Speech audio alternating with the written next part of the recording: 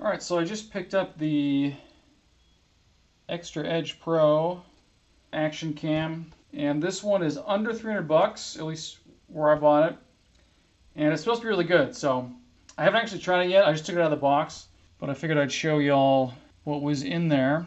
So here's the actual camera, obviously, very small. Got the lens, microphones here, speakers here. It's the record button, and then this is called Quick Switch. I'm not sure what that means yet.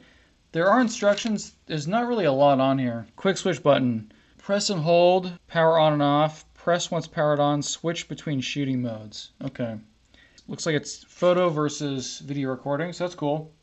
Anyway, so let's, so you push down here and slide. There you go. It's a little tricky to get used to, but.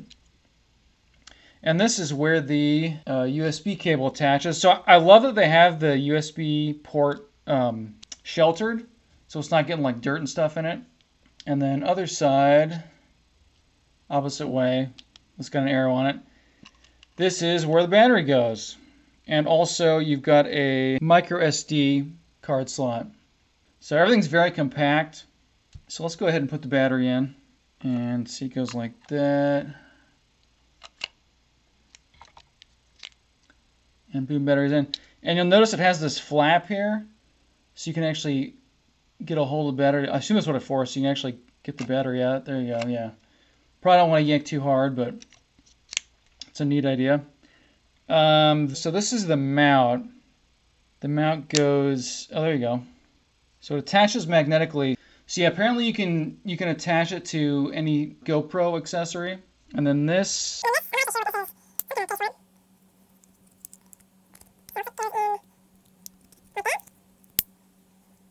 So I guess it's just a protective case. Yeah, they show it. Yeah, here's the case here. Protective frame.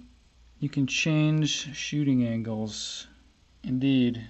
So you can do that or that. That's cool. I guess turn it on. Not crazy about it playing a sound when it turns on.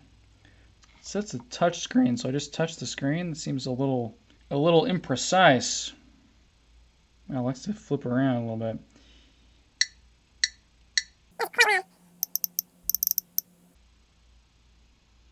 That's kind of, I gotta get used to that. It's kind of annoying. And there it is. So how does the battery charge? I guess just via USB port. They didn't include a wall adapter. So when you're attaching the this attachment here, hold on, you got to make sure these little guys, wait for the snap, then it's on there pretty good.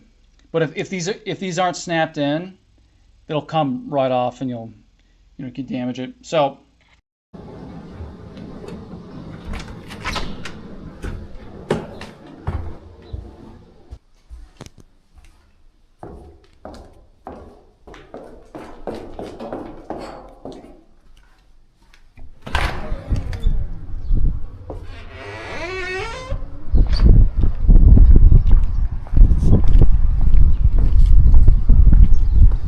okay, so I've used it now. So what was I talking about yesterday? I think we already said this button, you switch between photo, video. The photos and video are this kind of convex widescreen shot. There's kind of a curvature to it, kind of stylized, which I think it looks cool, but maybe if you're looking for just a regular photo, you're not going to want to use this for that. But the photos come out really good. So I'll show some of the functionality. So if you're on video and you swipe up, you can change the resolution and the frame rate. So it defaults to 1080 and 30 frames per second. You can actually go crazy, like 240 all the way down to 24. And then for the resolution, it's got like all kinds of 4K. If you swipe down, then you get this kind of main menu. I was talking about the sound yesterday, so if you click on this icon here on the top right, and then go way down, you'll see sounds. This is where you can mute the sounds. And then there's all kinds of stuff in here. This has got voice control. I haven't tried that out yet, and you can swipe to the side there for different kinds of shooting. Got human subject following. So there's a ton of different features.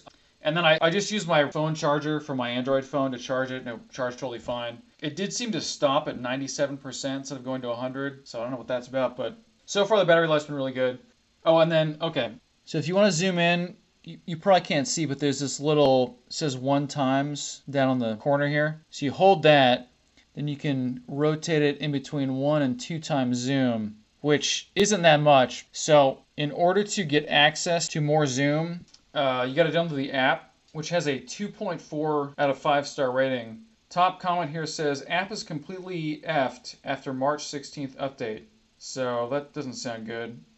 The other thing is, so this camera exports MP4 video, but it's got some codec issue where you can view it on VLC natively. But if you want to view it on Windows Media Player, or if you want to throw it into your video editor, it won't play. There's a missing codec, which costs like $1. I don't know what that's about.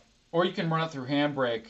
You basically convert it from MP4 to MP4, and then it'll play just fine, and you can edit it just fine. But you have to go into the settings and make sure you're not losing any quality, and it takes forever. So that's a real disappointment, but I guess that's common with these kind of newer cameras. So I don't know how this compares to GoPros or other action cameras or other video cameras nowadays, but I think I will keep it. I enjoyed using it. It has very good stabilization when shooting.